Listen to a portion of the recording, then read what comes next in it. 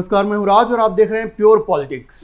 तो अमेरिका के राष्ट्रपति डोनाल्ड ट्रंप ने आखिर भारत के साथ सीज फायर का ऐलान कर ही दिया है। एक तरह से सीज फायर ही है। जिस तरह की बयानबाजी ट्रंप और उनके अटैक डॉग्स कर रहे थे, पीटर नवारो और स्कॉट बेसेंट जैसे जो लोग थे, तो सीज फायर तो अभी ट्रंप ने ऐलान कर दिया है। लेकिन कहाँ वो ये सोच रहे थे कि नरेंद्र मोदी को वो इस बात के लिए मजबूर कर देंगे कि वो उनकी शर्तों को आंख बंद कर मान लेंगे।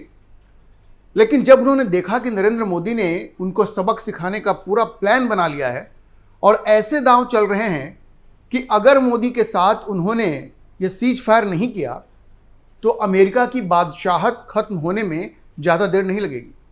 तो ट्रंप ने तुरंत पैंतरा बदला। देखिए, इस आदमी का कोई भरोसा नहीं है। ये सुबह में कुछ कहता है, शाम को कुछ और कहता है। लेकिन उसने तुरंत पैंतरा बदला और मोदी के साथ अपने मधुर संबंधों की दुहाई देकर डायरेक्टली तो नहीं, इनडायरेक्टली सीज फायर का ऐलान कर दिया। लेकिन आज मैं आपको ये बताऊंगा कि ये सब खुद ब खुद नहीं हुआ है।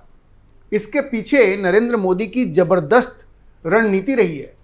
मोदी ने ट्रंप को झुकाने के लिए साम दंड भेद सबका इस्तेमाल किया और करना भी चाहिए।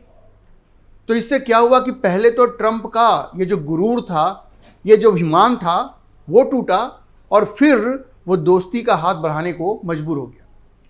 लेकिन उससे पहले मैं आपको ये बताऊं कि ट्रंप को जिस तरह से मोदी ने झुकाया है, जिस तरह से ट्रंप के गुरूर को तोड़ा है, उसे देखकर दुनिया आश्चर्यचकित है।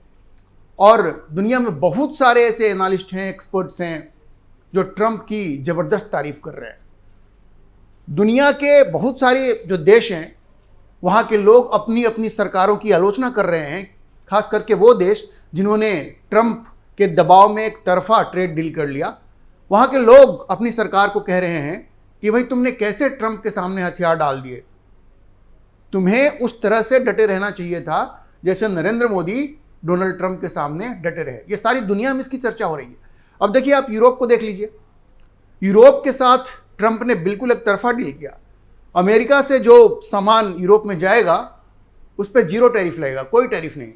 लेकिन यूरोप से जो सामान अमेरिका में जाएगा उसमें 15% टैरिफ लगेगा। तो वहाँ के लोग पूछ रहे हैं कि भाई, ये कैसा ट्रेड डील है, ये तुमने क्या समझौता किया है। सिर्फ यूरोप 15% टैरिफ देगा और अमेरिका के सामान पे कोई टैरिफ नहीं लगेगा। तो ये तो एक तरफा डील हो गई ना, ये तो सरेंडर हो गया।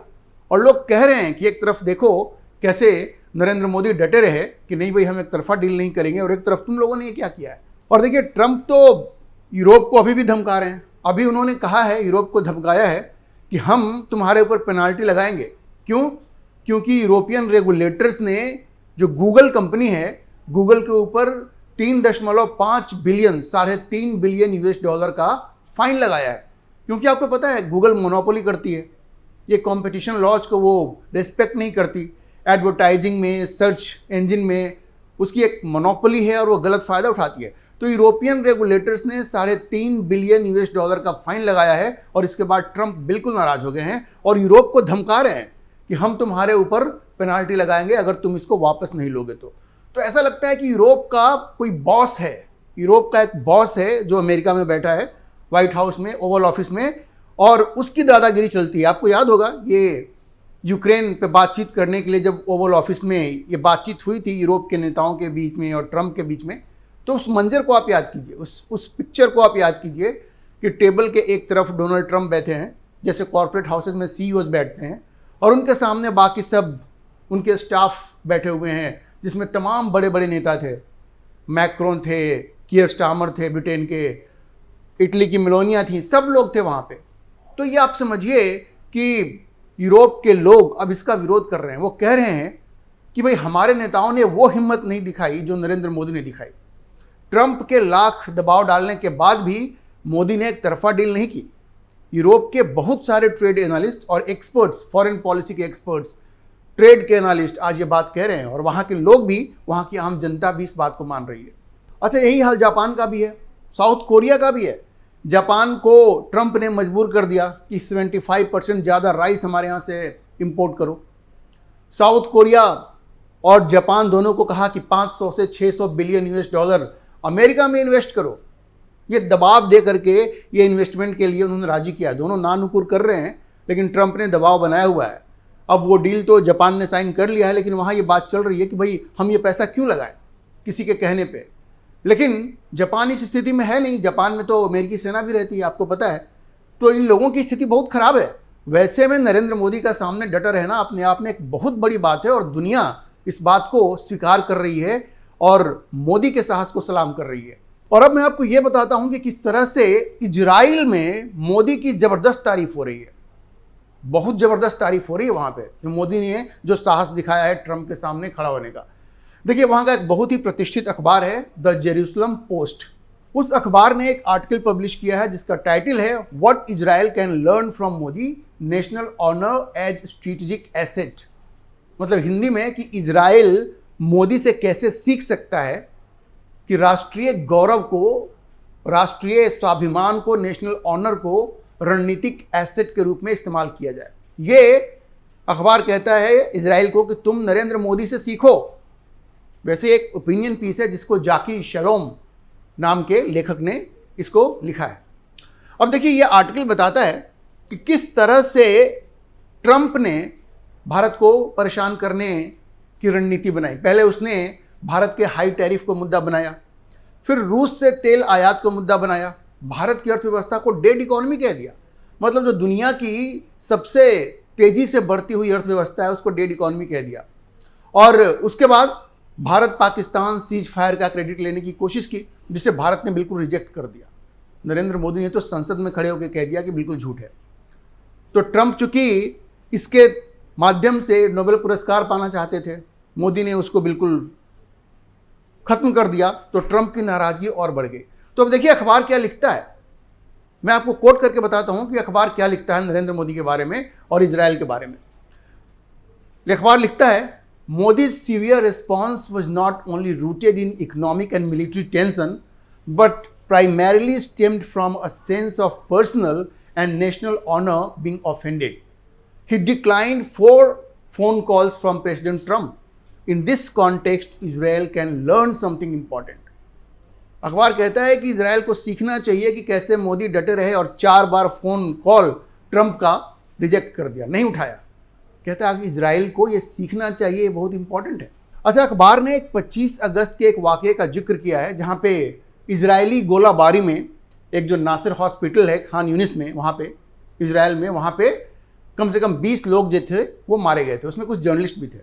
अब वहाँ पे अफरा तफरी मच गई, सारे इजराइल सरकार के मंत्री वहाँ पे, जिसमें प्रधानमंत्री भी थे नेतन्याहू, वो भी वहाँ गए। और वहाँ की जो आर्मी है IDF, उसके स्पोक्स पर्सन ने माफ़ी भी मांग ली इंग्लिश में, कहा कि भाई ये तो बड़े इनोसेंट सिविलियंस थे, निर्दोष थे।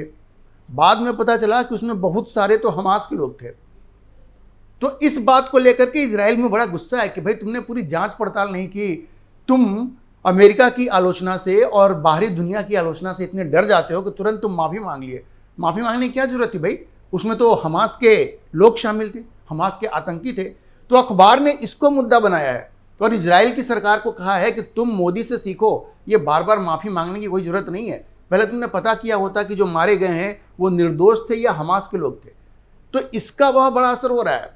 और ये एक दूसरे कॉन्टेक्स्ट में कहा जा रहा है कि तुम्हें डरना नहीं चाहिए, नरेंद्र मोदी से सीखना चाहिए कि चीज़ें चाहे कितनी भी आपके अगेंस्ट हो, लेकिन आपको माफ़ी नहीं मांगनी चाहिए। ये इजराइल के इस अखबार ने इस आर्टिकल में लिखा है। और देखिए, अखबार लिखता है कि यहीं पर इजराइल को भारत से सीखना चाहिए। अखबार जो लिखता है मैं आपको कोट करके बताता हूँ, this is precisely where we should return to Modi's example. देखिए कितनी बार मोदी की बात हो रही है इस आर्टिकल में।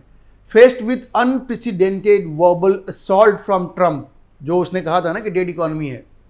तो अखबार लिखता है कि faced with unprecedented verbal assault from Trump, Modi did not rush to apologise. Instead, he chose to respond forcefully, upholding national honor. Perhaps his approach came across as harsh, but it sent a clear message: India will not accept treatment as a subordinate or inferior state. मतलब अखबार ये कहता है कि जब नरेंद्र मोदी के ऊपर assault भी हुआ, पर्सनल असॉल्ट भी हुआ, भारत की इकोनॉमी को डेड इकोनॉमी कहा गया, तो भी नरेंद्र मोदी ने झुकना स्वीकार नहीं किया, माफ़ी नहीं मांगा। और इसका एक संदेश था, और इसमें संदेश बड़ा स्पष्ट भारत ने दिया, नरेंद्र मोदी ने दिया कि भारत किसी का सबऑर्डिनेट बन के नहीं रहेगा, भारत किसी का गुलाम बन के नहीं रहेगा कि आप हमारे महाराजा हो और हम आपकी प्रजा हैं। नहीं, अखबार यही बता रहा है इजराइल को। अब देखिए कितना बड़ा असर हुआ है। जैसे कहते हैं ना कि एक उदाहरण देख करके सारी दुनिया को ताकत मिलती है, हिम्मत मिलती है। तो नरेंद्र मोदी ने जो ये साहस दिखाया है ट्रंप के सामने खड़ा होने का, तो इसका संदेश पूरी दुनिया में गया है। और इजराइल अपने आर्मी को कह रहा है, अपनी सरकार को कह रहा है कि नरेंद्र मोदी से सीखो और झुको मत। अखबार लिखता है कि भाई इसमें इसका कंक्लूजन ये है कि हर देश को अपना नेशनल ऑनर जो है उसको डिफेंड करना चाहिए, चाहे परिस्थितियां कितनी भी कठिन क्यों ना हो। और अखबार क्या लिखता है मैं आपको कोट करके बताता हूं। From India we learn that national honour is not a luxury but a far-fetching strategic asset. If Israel desires to secure its standing and security, it must project firm resilience to the world. This would imply delaying expressions of apology even when international pressure is intense. सोचिए कितनी बार भारत की, नरेंद्र मोदी की बात इस article में हुई है और सबका जिस्ट यही है कि भाई आप मोदी से सीखिए और इस तरह से हाथ जोड़ करके माफी मत मांगिए। तो आप देखिए किस तरह से इजराइल मोदी की इस बात के लिए भूरी भूरी प्रशंसा कर रहा है कि वो दबाव के आगे झुके नहीं, राष्ट्र के स्वाभिमान के साथ समझौता नहीं किया, सम्मान के साथ समझौता नहीं किया। अब मैं आपको यह बताता हूं, जो मैंने आपको कहा कि कैसे नरेंद्र मोदी ने साम दंड भेद सब कुछ इस्तेमाल किया ट्रंप को झुकाने के लिए। तो मैं आपको यह बताता हूं कि मोदी और ट्रंप के बीच सीज फायर हुआ कैसे। ऐसा नहीं है कि मोदी ने सिर्फ कड़ा रुख अपनाया, नहीं, बैक चैनल डिप्लोमेसी भी काफ़ी हुई है और बिल्कुल वो जारी थी। नरेंद्र मोदी ने एक मैच्योर पॉलिटिशियन की तरह एक तो ट्रंप की अनर्गल बातों को नज़रअंदाज किया, जो ट्रंप के जो अटैक डॉग्स थे उनको नज़रअंदाज किया, अपना पेशेंस नहीं खोया, और लॉबिंग भी काफ़ी हुई है। देखिए भारत ने अमेरिका में अभी 2 लॉबिंग फर्म्स को वहाँ पे रखा हुआ है। उसमें से एक जो SSW पार्टनर्स LLC है, जिसको हेड करते हैं ट्रंप के जो एडवाइजर रह चुके हैं, फॉर्मर एडवाइजर जेसन मिलर, वो उस लॉबिंग फर्म को हेड करते हैं जो अमेरिका के लिए, जो भारत के लिए अमेरिका में लॉबिंग करता है। अब ये जो जेसन मिलर हैं वो चीफ स्पोक्समैन हुआ करते थे डोनाल्ड ट्रंप के 2016 में जब वो चुनाव लड़ रहे थे प्रेसिडेंशियल कैंपेन में, और ट्रांजिशन टीम को भी वो हेड कर रहे थे। वो 2020 के री इलेक्शन कैंपेन में भी सीनियर एडवाइजर थे। अब ये जेसन मिलर भारत के लिए वहाँ लॉबिंग कर रहे हैं। अभी जेसन मिलर राष्ट्रपति डोनाल्ड ट्रंप से मिले हैं और उन्होंने वो फोटो भी रिलीज की है। देखिए टाइमिंग बड़ा इंपॉर्टेंट है। वो भारत के लिए लॉबिंग करते हैं, जा करके डोनाल्ड ट्रंप से मिल रहे हैं, वो फोटो भी वो रिलीज कर रहे हैं, मीडिया में बिल्कुल वो सारी चीज़ें आ गई हैं, सोशल मीडिया पे आ गई हैं। और जिस तरह से चीज़ें अब बदल रही हैं, डोनाल्ड ट्रंप ने एक ओलिव ब्रांच दिया नरेंद्र मोदी को, तारीफ कर दी नरेंद्र मोदी की, फिर प्रधानमंत्री मोदी ने उस पर रिस्पॉन्ड किया। तो ये जेसन मिलर का भी उसमें बड़ा रोल है। तो ऐसा नहीं है कि नरेंद्र मोदी सिर्फ गुस्से में बैठे रहे कि भाई हम तुमसे बात नहीं करेंगे, तुम्हारा फ़ोन नहीं लेंगे, नहीं, ऐसा नहीं था। बैक चैनल डिप्लोमेसी चल रही थी, नरेंद्र मोदी चुप नहीं बैठे हुए थे। और ये जो भारत के जो लॉबिंग फर्म्स हैं वो भी वहाँ बिल्कुल एक्टिव थे। ये जो जेसन मिलर ने जो फोटो पोस्ट की है डोनाल्ड ट्रंप के साथ, उसका कुछ मैसेज है कि भारत वहाँ पे एक्टिव है। भारत की जो एम्बेसी है अमेरिका में वो भी पूरी एक्टिव रही है, सारे लॉ मेकर से मिल रही है, बातचीत कर रही है। तो भारत ने ज़बरदस्त डिप्लोमेसी की है और नरेंद्र मोदी ने नेतृत्व प्रदान किया है। तब जाकर के इन सबों का एक कंबाइंड इफेक्ट हुआ है कि डोनाल्ड ट्रंप को झुकना पड़ा है और नरेंद्र मोदी के सामने दोस्ती का हाथ बढ़ाना पड़ा है।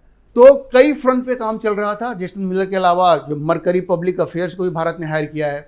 2+2 की बातचीत भी भारत और अमेरिका के बीच चल रही है, वो बंद नहीं हुई है, अभी कुछ दिन पहले ही हुई है। अलास्का में अभी दोनों देशों ने युद्धाभ्यास किया है, मिलिट्री एक्सरसाइज किया है।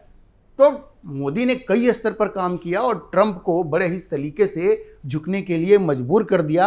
और आज सारी दुनिया इस बात के लिए नरेंद्र मोदी की तारीफ कर रही है कि उन्होंने भारत के स्वाभिमान से समझौता नहीं किया, अपना आपा भी नहीं खोया और ऐसे चाल चले। SCO गए, फोटो थी ना मोदी, पुतिन और जिनपिंग की, मोदी, पुतिन और जिनपिंग की जो फोटो थी, उसने तो बिल्कुल ट्रंप को घुटने टेकने पर मजबूर कर दिया। तो ये मोदी की डिप्लोमेसी की एक ज़बरदस्त जीत है। अभी के लिए इतना ही। हम इस खबर पर नज़र बनाए रखेंगे और आपको अपडेट करते रहेंगे। अगर आपको ये वीडियो पसंद आया हो तो आप इसे लाइक करें, शेयर करें और हमारे चैनल को सब्सक्राइब करें। और आप इस विषय पर क्या सोचते हैं अपनी राय कमेंट बॉक्स में ज़रूर लिखें।